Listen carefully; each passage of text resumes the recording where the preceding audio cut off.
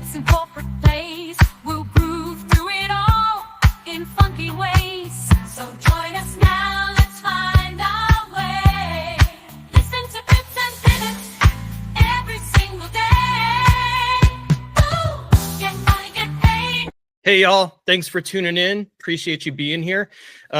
Today's episode is with Dustin Brown. Dustin is a strategic account executive. He's worked at Outreach, Sixth Sense, Salesforce, Oracle.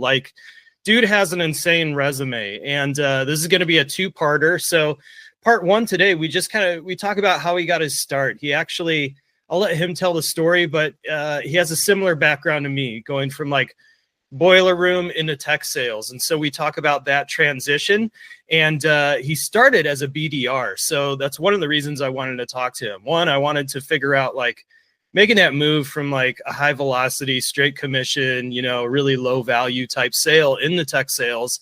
What was that transition like? How'd you pull that off? But then also I wanted to talk to him about, being a BDR, and then, 10 years later, 5 years later, however long it took him, he's a strategic account executive closing, $1 million+ deals, probably, with $1 million W-2s as well. So in this episode, he shares some really awesome insights about what he did as a BDR to position himself as an AE. So if you're a BDR right now, you want to be an AE, you want to be a strategic AE at some point, listen to the episode, take some notes. He has some really good actionable insights. And as always, if you want to support me, support the podcast, subscribe, comment on this, go to my website down at the bottom of the screen and download all the free stuff. It's free and it's awesome. And at that, I'll shut up and you can listen and enjoy. Do this. Hey, buddy. What's up, dude? Hey, not much. Can you hear me? I can hear you, Lima Charlie. Excellent. I love the swordfish. Yeah, you like that? Yeah, that's awesome. Is that a real thing that you caught? Yeah, it's a real thing I caught at President's Club a couple years ago. Oh, sick. Yeah, No man, way. you're going to do some serious editing on my eyes. They look terrible. No. That's fine. Yeah, maybe I can put some shades on you. Yeah, that'd be cool. just drop them down, man. I just got back from Europe, so apparently jet lag is not only in your mind, but also on your face. So I think you look beautiful. So my man, dude, see, this is why I really like you, man. You know how to you speak my language now. Awesome.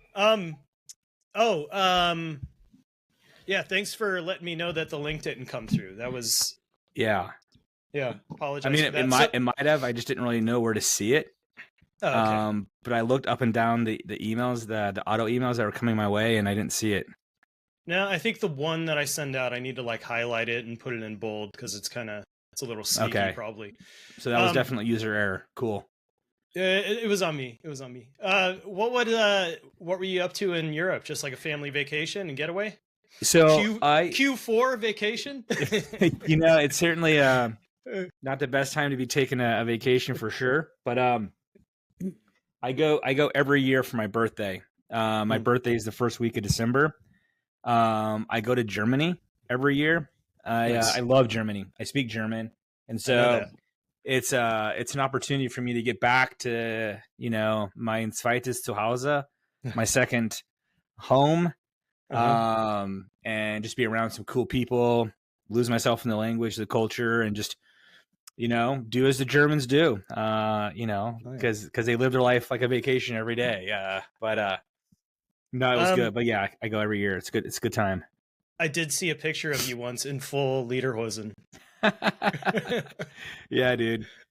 Yeah, I'm down. I'm never above getting in the garb. No, I love it. Way cooler than a kilt, We're talking about European clothing.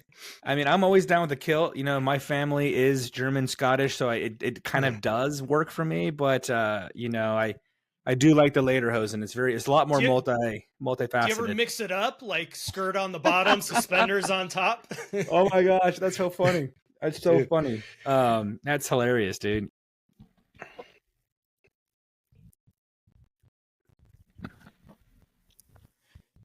So how do you know Woodbury?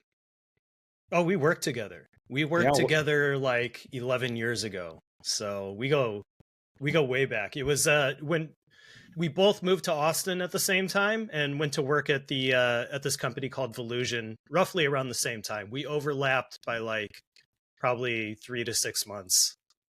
Wasn't Volusion some type of internet thing? Internet website building? Yeah. Yeah. Yeah. E-commerce SaaS. And like what's funny is, okay, so this was 11 years ago and it was my first like, big time corporate job, right? If you want to call it that, like 500 people, they got an office in London, they got an office here. And the first sales stand up, the director, he's talking about how our marketing team is spending $1 million a month to drive people to our website to sign up for trials that me and Jesse are going to be closing and some of the other reps there. And he's like, and we are, we're the Michael Jordans of this industry. We're leaps and bounds above everyone else. We got these small companies nipping at our heels like BigCommerce and Shopify, but no one's ever heard of them. They're trying to raise all this VC money. It's a race to the bottom and we're just skunking them, we're crushing them. So what we're going to do, we're not even going to try to raise money and invest in the platform. We're going to spin off and carve out this enterprise platform. And we're going to focus that and we're going to go up market and that's where we're going to beat them and just leave those guys in the dust. And now, Shopify is like a household name and BigCommerce. If you know anything about e-commerce, you know about BigCommerce. So yeah. I was pretty well. I worked at a company called Orange Soda in Utah for a little bit. We were helping with more of PPC, SEO type stuff in the day, and then moved over to Oracle, and then Oracle started buying, I forgot the name of that e-commerce platform that they bought, which then we were selling a little bit of, and so it kind of brought me into the e-commerce world and Shopify. And it had a dinosaur, right? It had a dinosaur as the logo. The e-commerce platform. Bronto. Yeah, was that e-commerce? No, that was email. Kind of a poor man's Marketo, poor man's responses. I forgot the name of it. I'll look it up later and share. But yeah, no, man, Woodbury is a great dude. I really have enjoyed, knowing him, being a friend of his, and getting in trouble with him, and just he's an all around just good wholesome guy. Yeah, he speaks really highly of you. Like he really values that mentorship, and I'm sure the friendship as well. But just from like a career perspective, he talked about how he still calls you to like bounce things off of him. Yeah, we do that a lot with each other. There's a few other people I do that with, and I think that's a really underrated thing that sellers should do is have their own little board of directors, and have people they can call and just bounce some ideas off, because look, as sellers, man, we have so many little micro things that we're doing, and we know the answers deep down in our minds, but we get so caught up in the movements of things that we sometimes fail to take a step back and poke holes and help us see through the mirages that we think we might be seeing. And I think he's certainly been a good asset in that regard. And I even have some folks who I think that probably were on different selling levels, but still can add value and see things that I'm not seeing that I know are there, but I just can't articulate it yet. And then they're able to help me see like, oh, dude, you don't know this or you don't know that. Yeah, because again, managers can't do it all either. Like again, dude, look, everybody that's successful has their own little board of directors. They have mentors. They're constantly talking about and constantly checking themselves and making sure that they're not letting their ego misguide them. I think that resonates, right? Yeah. Well, and I think the key is like having people from outside your organization, right? So people without that context, it's kind of like when you go see a therapist and it's like, they don't know anything about the people that you're talking about in your life. They just know what they're hearing, and it's very black and white. So they can, that's right. Make some good judgments there. It's, what was the gosh darn book? Oh man, but like, not 7 Habits. It was like how to win friends and influence people. Carnegie. Yeah, Dale Carnegie. He's a big proponent of like having your own mind mastery group, he calls it. So that's right. Exactly what you're talking about. Just having this group of people that have competencies outside of your own that can, add value and kind of fill in the white space where like maybe you're not super strong. Yeah, I mean, look, some people could say that that's like, you should be confident in your decision making. Well, I'm only confident in my decision making because I've asked like 5 other people to kind of give me their perspective on Validated on it. on, on this thing, and not so much validated. Like, look, man, I want to be wrong. Yeah. I want to be wrong and then figure out what's the right answer, right? Like, I don't know. Right. But look, also sellers were also very driven, ego, I guess I just, because of my upbringing and my foray into sales and into the professional life, maybe I have a bit of a, I don't expect anything, and everything is earned, not given, and so I feel like I'm always one bad decision away from losing everything. So I just, for me, it's really important that I counsel people and never take myself too serious and think that I have it all figured out, because I don't. I'm kind of those guys that I have such a thirst, because the more I figure out, the more I'm like, oh my gosh, I don't know this, I don't know that, I've got to go do all of that. So anyways, it can be annoying for a lot of people, but certainly it's helped. Excellent. Well, and dude, you're at Outreach, so that's cool. Huh? Well, I was at Outreach. I'm at Sales Loft now. Yeah. So are you still active at Sales Loft? Yeah. I've been here. It'll be 2 years in April, but I left sales like 4 years ago. So I'm a strategist now. So I'm helping our strategic accounts after their clients and just helping them really just punching holes in like the way they sell and the way they use technology to sell, and then telling them how to do it right, telling them how to fix it, and then offering to like hang out and help them with that process. It's kind of a dream job. So that sounds awesome. I love the strategy part of things. Yeah, because I mean, like at Outreach, that was one of the things I loved. You're talking to VPs of sales all day and asking them like, what's wrong with the way, what's keeping you from hitting your number and being successful?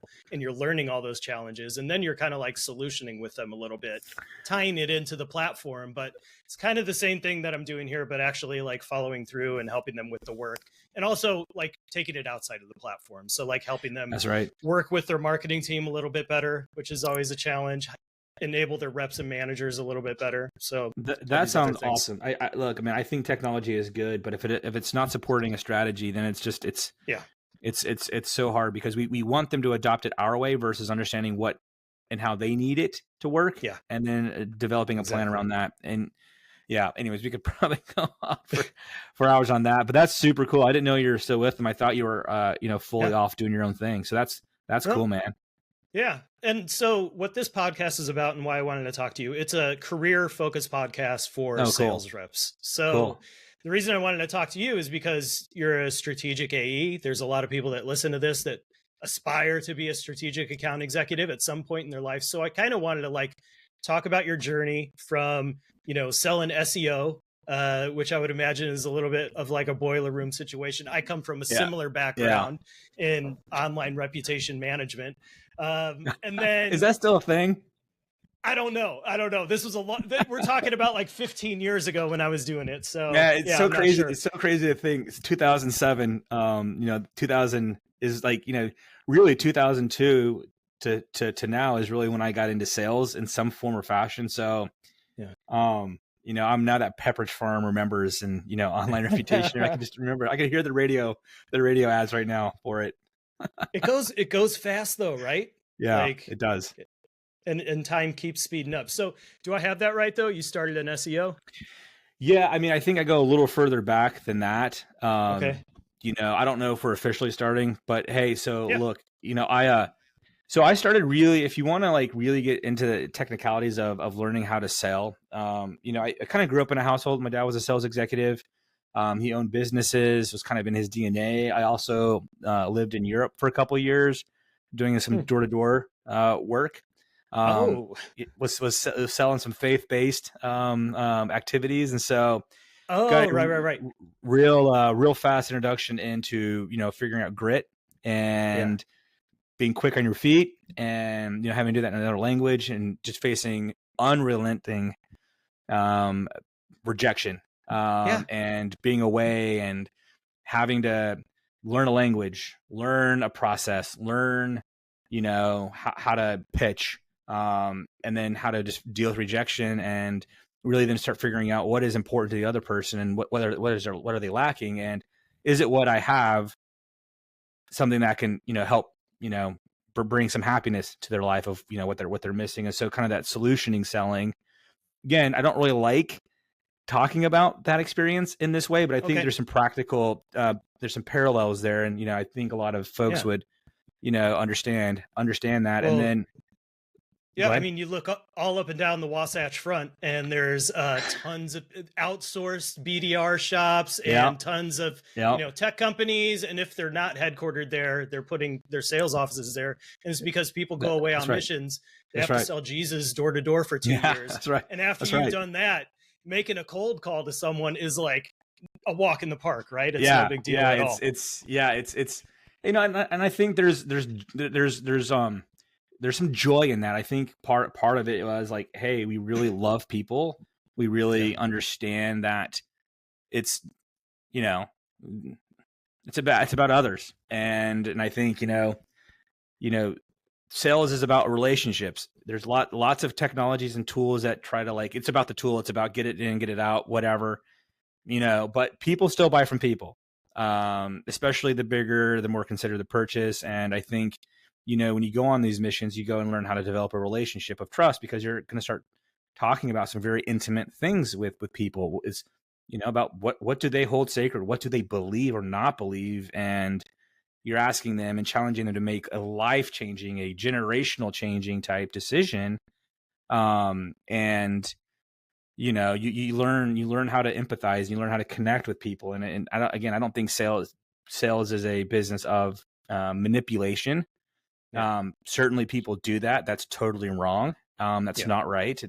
So it comes down to what's in your heart. Right. But yeah, that was a great experience for me. And it taught me a lot of things, grit, determination, not giving up, learning, trying to focusing on others. And, it's been helpful to apply that into my career. A lot of people go to... Hey, what's up? I hope you're enjoying the episode. This is just a really brief break to talk to you about my course. It's called Elevate Your Sales Career. It's a career strategy course for AEs and BDRs, and anyone who's feeling kind of like maybe a little lost in your career. Maybe you know that hey, I'm a BDR now, but I want to be a strategic AE eventually. I'm not sure how to get there. Those types of questions, anyone who's looking for guidance and some structure in their career, this is a great course for you. It's a bunch of video content, workbooks, and an actual huge text document that you're going to use to go through this framework that I've developed over the past 4 years working with clients to help you to determine what is your ideal role in sales. Maybe you shouldn't even be an AE. Maybe you should be an account manager or in renewal sales or something like that. Number two, what is the profile of your ideal employer? How big is that company? How are they funded? What buyer personas are you selling to? What size companies are they selling to? So in other words, what's your ideal segment? On down the line. So we get really, really granular about your ideal sales job. And then we help you to develop a 5-year plan. So we're not just looking at immediately in front of the future. We're thinking about where do you want to be 5 years from now? How much money do you want to make? What kind of lifestyle do you want? And what do you have to do every year in between now and then to be able to get you there in a predictable fashion? And then once we have all those things locked in, then it's about putting together this plan in place to actually identify your top 12 dream companies to work for and get you interviews at those companies pretty much immediately. There's this thing in hiring right now where you click apply on LinkedIn, you put your resume in, and you never hear shit from anyone ever for as long as you live. So there's a way to go above and beyond recruiting. You don't even go through that path. You go straight to one of the sales leaders. So I have the whole framework and cadence laid out for you, as well as resources to help you manage the whole process. So go check it out. It's at my website right here. I'll kind of put it right here, or maybe I'll put it there and I'll put it there.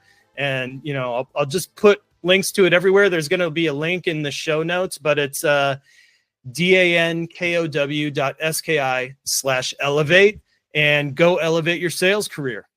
A lot of people go to school to learn some skills. I did some other things to learn some skills. And I think, I got a good big advantage of how to connect with people and how to build relationships. And that's something that I cherish and that are important to me. The outcomes, keeping a job, all those are important. But really for me, it's, it's cliche or whatever. People can go whatever. I like getting paid, but I really do like the relationships. That is very is really important for me, and it really brings me a lot of joy when I can go and connect and develop a relationship. And if there's a transaction, awesome. If not, that's okay, because at some point there will be, and that's cool too. So that's where I kind of got into like, hey, I think I like this kind of stuff. I then was going to school in the Wasatch Front, and I not BYU, but go Wolverines. But then I started selling websites, kind of that in that traditional churn and burn, one call close, figuring out what it's going to take to get the deal done, getting, somewhat solution oriented. But I'm selling a product, I'm showing them that they're not coming up on the website. They don't have a representation of themselves. I mean, again, this is like 2006, 2007. Yeah. And was really Pepperidge successful. Farm remembers. Yeah. Pepperidge Farm remembers. Pepperidge Farm remembers. And so, but it was a lot of fun. No, I'm not in college, or I'm in college, I have no debt, no bills, but I'm making $100,000 or $90,000 my first year, then 120 my next, and then 90 my third. Amazing.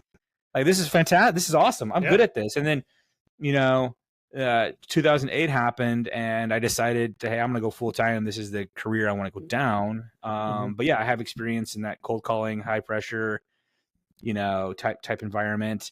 Then I went to the SEO thing. So I figured out, hey, there's websites. Then how do you market at the websites? And then, I decided that it was time for me to, because, when you're in that kind of business, it's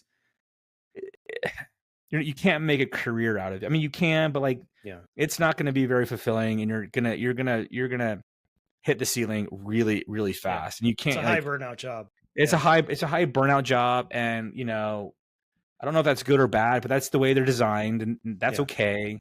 But I was already kind of hitting the ceiling. I'm like, dude, I was working really hard, hard to kind of earn that kind of money, and I'm like, dude, I'm not gonna be able to do this the rest of my life. No way. Yeah. And I saw this was, at this point, we're fast forward to 2011, we're kind of coming out of the 2008-9 crisis. I didn't really know it quite yet, because I was still in my early career days. And so I didn't notice, but I took a step back and went in as a BDR. I joined a company called Right Now Technologies. Okay. Wonderful company. Still one of the, had a phenomenal culture, had a great leader. But anyways, I joined as a BDR. It was kind of hard to take a step back. Yeah. It's kind of humbling. Here I am 25, 26, making, not awesome money, right? But for somebody that's got low overhead, whatever, and people out of work, making, 80, 90 consistent, whatever. It's pretty good money back then, especially in my state. But I took a step back and said, hey, there is no career in this. But there's a career in moving into the SaaS technology space. And by the way, I didn't know it was SaaS then. I didn't know what any of that meant. Yeah. But I really cared about customer experience. And I was really passionate about their mission, what they're doing. And, I networked and they gave me a shot. And, I worked really hard as a BDR, took a lot of those skills, but I had to learn the business. I had to understand the business before I could do anything with it. So yeah, that's my quick trajectory and how I got into sales, and how, I view some things from a philosophical standpoint, but then the rest is just kind of been quite the roller coaster in a good way. I've had a couple of dips, but still learning, still growing, and still experiencing some really cool things. Yeah. No, that's great. And that was an awesome synopsis too. And I want to double click into the decision to go from a closing role into a BDR role. And you described it as a step back and being kind of humbling and everything, but it was a strategic decision. So can you think back and remember at that point in time, I know you were kind of, running from one thing, trying to get into something that had more of a future, but what were you thinking the future would be for you? Selling software or going down this new avenue? Were you thinking I'm going to be a big baller strategic account executive? Or was it just kind of I need to do something more sustainable? I didn't know what it was called, but I kind of had a vision of to where I wanted to be. Oh, frozen. And I started working backwards. I don't know if I cut you off. You froze. Might be on my end. Hold the line. Oh, this is annoying.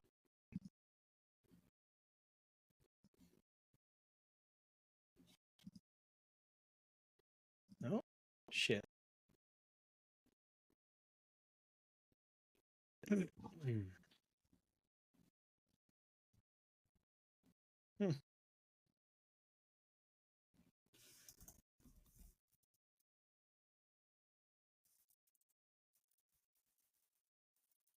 At least once or twice a day, we just lose all connectivity. So Oh, that's what dang, that dang. was. So Yeah. let's look. I don't know if you can keep any of that. Let's just start over. Yeah. No, we could totally keep all that. I'm assuming. Yeah. Yeah. Let's just start over. Well, okay. So like, we'll start over. So you so you went on a mission, and Yep. you got a feel for how to deal with people, how to Yep. relate to people. Yep. You had to go through all that rejection of like going door to door, getting doors slammed in your face. And so when you came back home from that, you went into sales. You were in college, full-time selling, Yep. telesales, phone sales. Yep. You did great early success. It was very easy to you, given your experience. And then you moved into SEO. You were selling some of that stuff, selling some web design things. Right. And then eventually you determined that's not going to be sustainable. It's just That's right. 100 dials a day, one call closes, churning through people, way too stressful.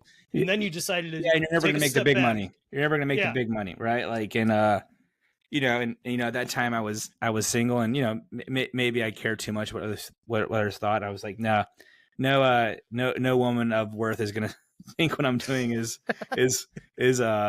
sexy or whatever. But there was a little bit of that in there. But yeah, look, I realized I had a vision of where I wanted to be.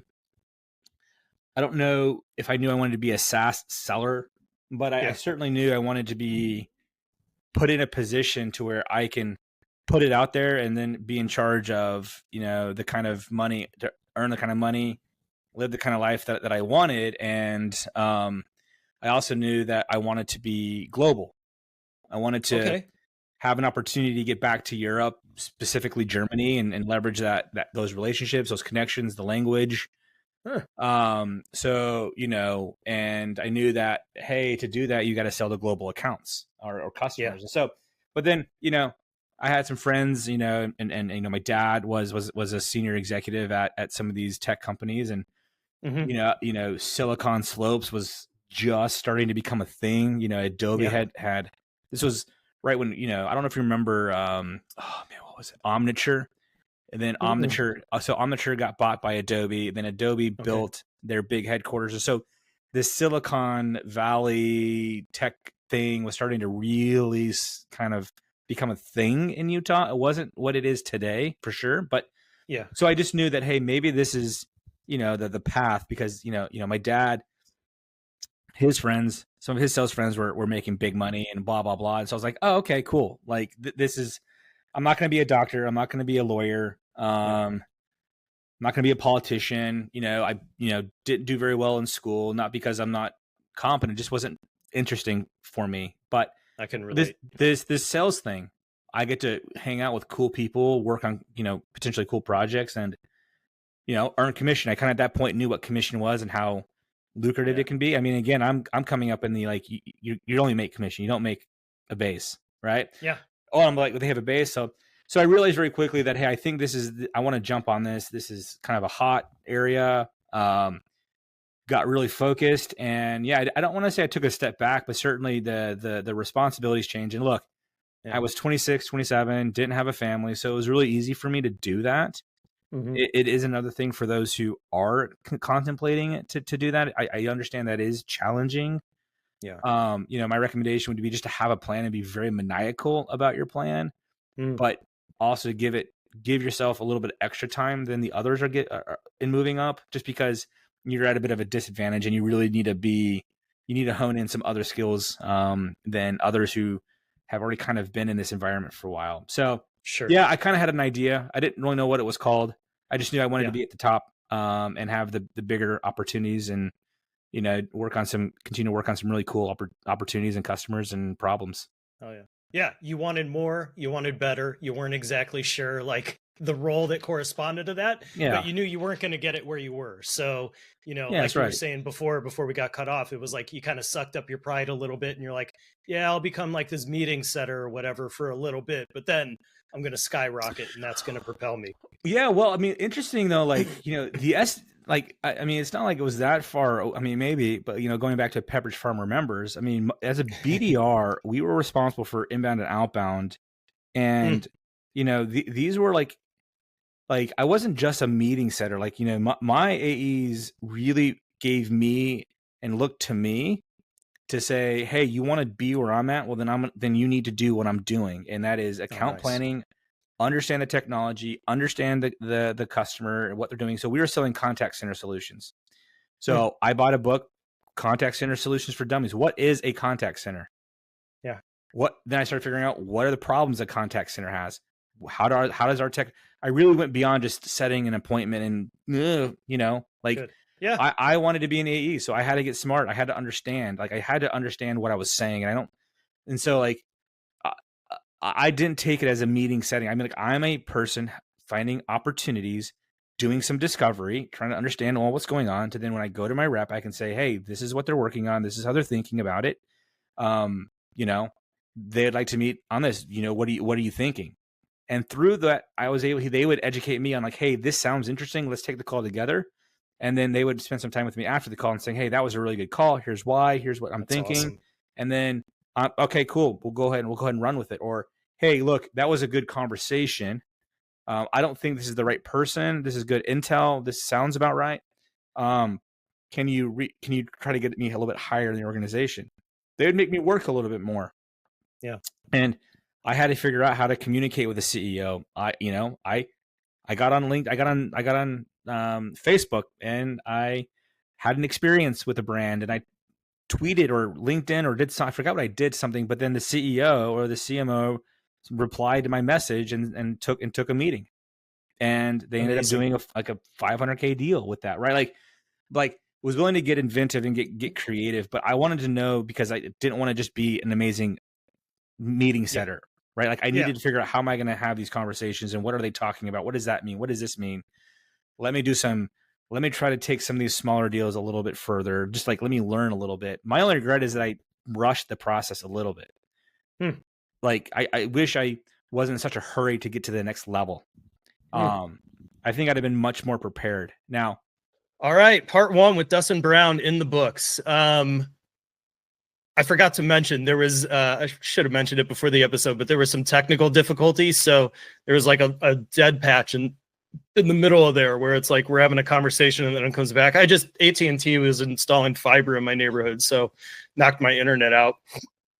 Really annoying. And then in the beginning, he had to go off camera to pick something out of his teeth. So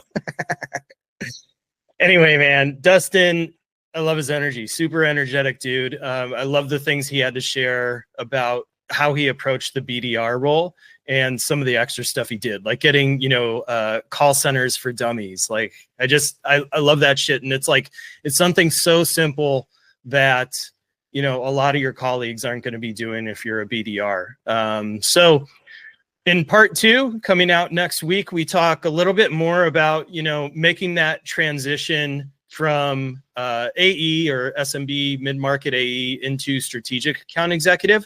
And we learn about like some of the struggles he had. So don't want to give away too much, but it was definitely not smooth sailing in any regard. So we'll get into it next week. As always, if you want to support me and support the podcast, subscribe, like, share it with your friends, leave comments. I really appreciate it. Go to my website. It's at the bottom of the screen here. It's just my last name. Download all the free stuff because it's free and there's great things there like how to get job interviews super fast, how to use data to figure out exactly what you have to do every day to hit your quota, how to like figure out what your dream job is and how to go get it. Or if you hate sales and you're ready to do something else, how do you pivot out of sales? So I got all these free guides and free stuff for you. Go take advantage of it. And with that, that's it, man. Really appreciate you spending some time with us, and we'll see you next week. Bye.